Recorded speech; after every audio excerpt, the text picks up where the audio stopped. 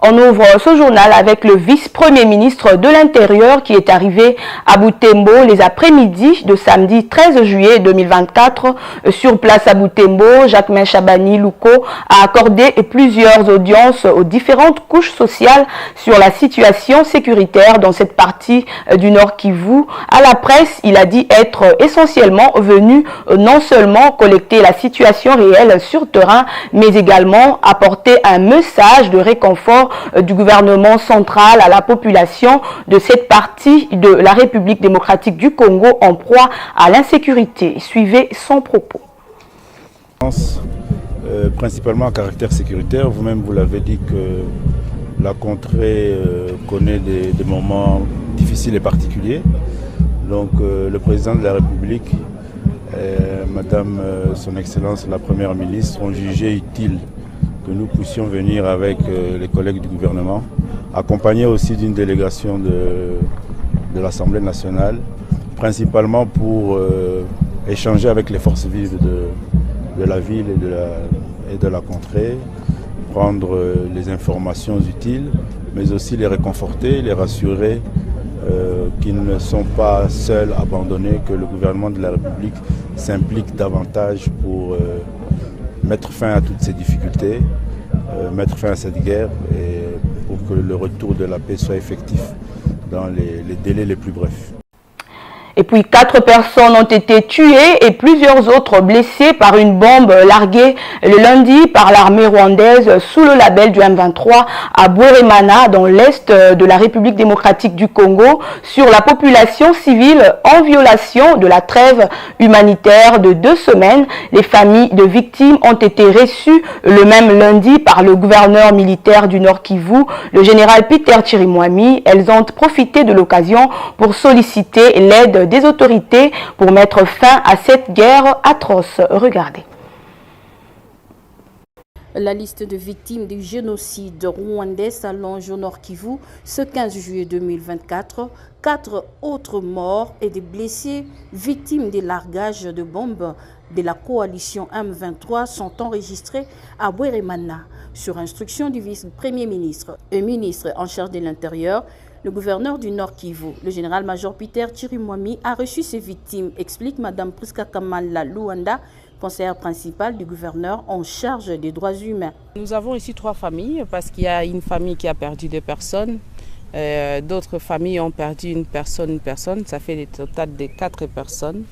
Et aujourd'hui, le VPM il est déjà au courant de ce qui s'est passé à Bweremana, raison pour laquelle il a délégué le gouverneur des provinces qu'il puisse recevoir la famille des victimes parce qu'ils vont rentrer aujourd'hui même à Bweremana parce qu'il y a d'autres familiers qui sont restés sur place et puis organiser aussi les deuils. Les victimes ont elles-mêmes peint leur situation très difficile alors qu'elles croyaient se mettre à l'abri de rebelles. Le bombardement venait de montagne et a frappé à Minova et Bweremana. Aidez-nous, que ces M23 sortent d'ici. Sortez-les. Aidez-nous, nous sommes exterminés. Ce n'est pas la première fois, ni la deuxième fois. Les M23 nous a fait beaucoup souffrir. Le 2 août 2024, à la commémoration du génocide des Congolais, les nouvelles victimes seront mises en terre dans les cimetières Génocoste. Et on change de chapitre à présent. L'humanité a célébré le 15 juillet la journée mondiale des compétences des jeunes en République démocratique du Congo. Le gouvernement entend replacer la compétence des jeunes comme un pilier déterminant du développement socio-économique du pays. Une approche qui permettra à coup sûr à la RDC de lutter contre le chômage des jeunes et aussi de disposer des talents et des compétences dans divers secteurs de la vie économique. C'est ce qu'a déclaré dans un message vidéo à l'occasion de cette journée le ministre de la formation professionnelle Marc Ekila. On l'écoute. Il nous a paru très opportun et important de nous adresser en notre qualité de ministre de formation professionnelle à toute la jeunesse du pays dans sa diversité en vue de marquer la volonté politique qui anime son Excellence Félix Antoine Tshisekedi Tshilombo, président de la République, et de son Excellence Judith Suminwa Tuluka, Premier ministre, chef du gouvernement, de replacer la compétence des jeunes comme un pilier déterminant du développement socio-économique de notre pays. Cette approche permettra à coup sûr à notre pays de lutter contre le chômage des jeunes, mais aussi de disposer d'une jeunesse pétrie de talents. La détermination affichée par mon ministère dans ces registres sera aussi marquée par l'ouverture à des organisations sous-régionales, régionales et internationales en vue d'assurer la mobilité de la compétence qualifiée et de la mise en place ainsi que de la mise en œuvre d'un cadre de certification opérationnelle efficace. Ici, l'occasion pour moi de rappeler que mon ministère organise depuis 2021, et ce, grâce au leadership visionnaire du président de la République, les épreuves nationales certificatives de formation professionnelle NFEP de plus ou moins 8428 apprenants à son lancement. La 4e édition qui vient de se dérouler du 1er au 4 juillet 2024 a connu la participation de 20 488 apprenants, ce qui démontre à suffisance l'appropriation d'acquérir la compétence par notre jeunesse. Dans un monde en plein développement du numérique, au problème d'accessibilité à la formation professionnelle, il est nécessaire d'apporter aux jeunes des solutions innovantes en mettant en place des plateformes numériques qui vous permettront d'acquérir des compétences à distance pour surmonter des obstacles géographiques, temporels et économiques. Aussi, la mise en place de filières innovantes y affectées constitue une approche stratégique pour l'acquisition de cette compétence préalable à l'emploi. Et en l'absence de leurs clients, le collectif des avocats de Koffi Olomide a répondu le lundi 15 juillet à l'invitation des inspecteurs du parquet près la Cour de cassation. L'un des avocats de la star de la musique congolaise a affirmé avoir remis aux autorités judiciaires toutes les pièces justificatives de son absence. Le ministre de la Justice, pour sa part, a également informé l'opinion qu'il n'existe aucun dossier contre Koffi Olomide qui serait libre de tous ses mouvements.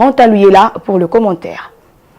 Le ministre de la Justice, Maître Constant Moutamba, a à travers un communiqué démenti l'ouverture d'un dossier pénal contre l'artiste musicien Koffi Olomide. Ce communiqué a eu pour but de rassurer l'opinion publique qu'aucune procédure pénale n'a été ouverte à l'encontre de l'ambassadeur de la culture congolaise qui demeure libre de ses mouvements tant à l'intérieur qu'à l'extérieur du pays. L'invitation du parquet a eu une finalité pédagogique, mais à l'absence de Koffi Olomide, ses avocats ont répondu ce lundi 15 juillet à l'invitation des inspecteurs du parquet près la Cour de cassation.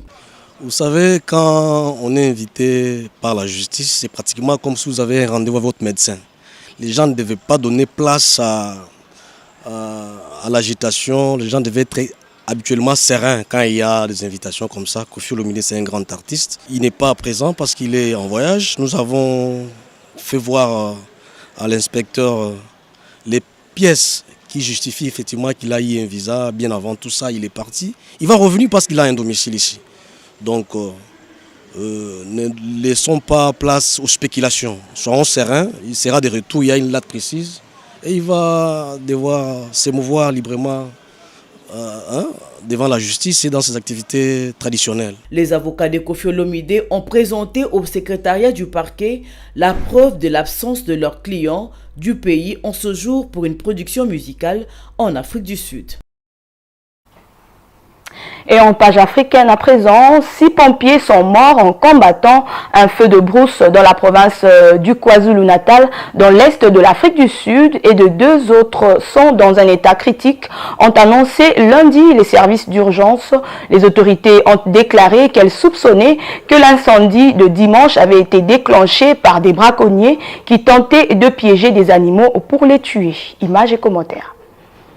3 pompiers sont morts sur les lieux de l'incendie près de la ville de Boston, à environ 130 km à l'intérieur de terre de la ville de Durban, sur la côte est. Selon le rapport du porte-parole du service d'urgence, Roland Robertson, il a ajouté que 3 autres pompiers avaient été soignés et placés sous respirateur, mais qu'ils étaient tous décédés peu après leur administration à l'hôpital. Un pompier est toujours sous respirateur à l'hôpital et un autre est également dans un état critique. Monsieur Robertson a indiqué que certains braconniers auraient également blessé dans les incendies survenus à proximité des fermes privées. Le vent et la sécheresse du sol ayant provoqué des incendies incontrôlables. Aucune arrestation de braconniers présumés n'a été signalée. Les incendies se sont déclarés dans d'autres parties du KwaZulu-Natal la semaine dernière en raison de chaleur et du vent, faisant au moins 7 autres morts dans différentes parties de la province.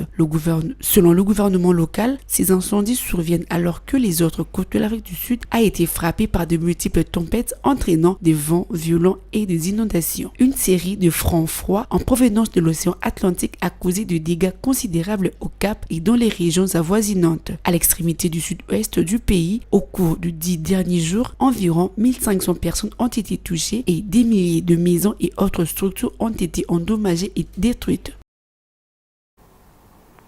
Fin de ce journal de la mi-journée et bonne suite de programmes sur Mondico Télévision.